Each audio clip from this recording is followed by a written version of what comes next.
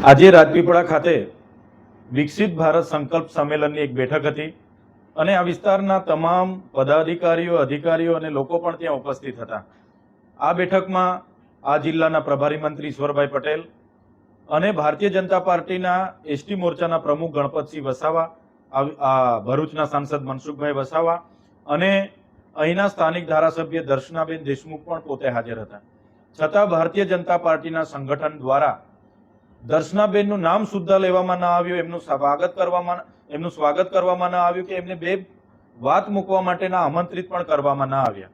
જેના પરથી અમે આગળ પણ કીધું હતું કે ભારતીય જનતા પાર્ટીની સરકારમાં કે સંગઠનમાં આદિવાસી નેતાઓ, સાંસદો કે ધારાસભ્યનું કોઈને કંઈ સન્માન જળવાતું નથી અને એમને અવારનવાર અપમાનિત કરવામાં આવે છે, જે આજે જાહેરમાં અપમાનિત કરવામાં આવ્યા। અમે અનેક મિટિંગોમાં, અનેક કાર્યક્રમોમાં બોલતા હોઈએ છીએ ત્યારે લોકોને એવું થાય કે ચૈતર વસાવા કેમ બોલતા છે, પણ જે ચૂંટાયેલા લોકો નથી અને ભારતીય જનતા પાર્ટીના પ્રમુખ, મહામંત્રી જેવા લોકો છે એ આ કૃત્ય અવારનવાર કરે છે, ચૂંટાયેલા લોકોને અપમાનિત કરે છે અને એ આજે ફરી એ લોકોએ દોહરાવ્યું છે। ત્યારે દર્શનાબેને તો ઊભા થઈને રાજીનામું ધરી દેવા સુધીની વાતો કરી છે।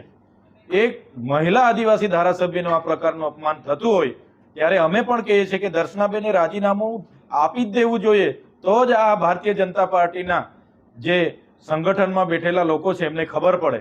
અને આગળ પણ અવારનવાર આ પ્રકારનું અવગણનાના પ્રસંગો બન્યા છે। 60 ટર્મના સાંસદ મનસુખભાઈ વસાવાનું પણ સંગઠનમાં કોઈ માનતું નથી, સરકારમાં કોઈ માનતું નથી। અવારનવાર એમણે પણ દારૂબંધીને લઈને પત્ર લખ્યા છે કે નર્મદા જિલ્લામાં ભાજપના નેતાઓ ખુલ્લેઆમ દારૂ વેચે છે અને જેનાથી યુવાધન ખરાબ થાય છે। આપણે નાયબ મુખ્યમંત્રી શ્રીને પણ એમણે લખ્યું છે, છતાં પણ એને આજે 20 દિવસ થયા કોઈ કાર્યવાહી કરવામાં નથી આવતી, ઉલટાનું એમને છાવરવામાં આવે છે।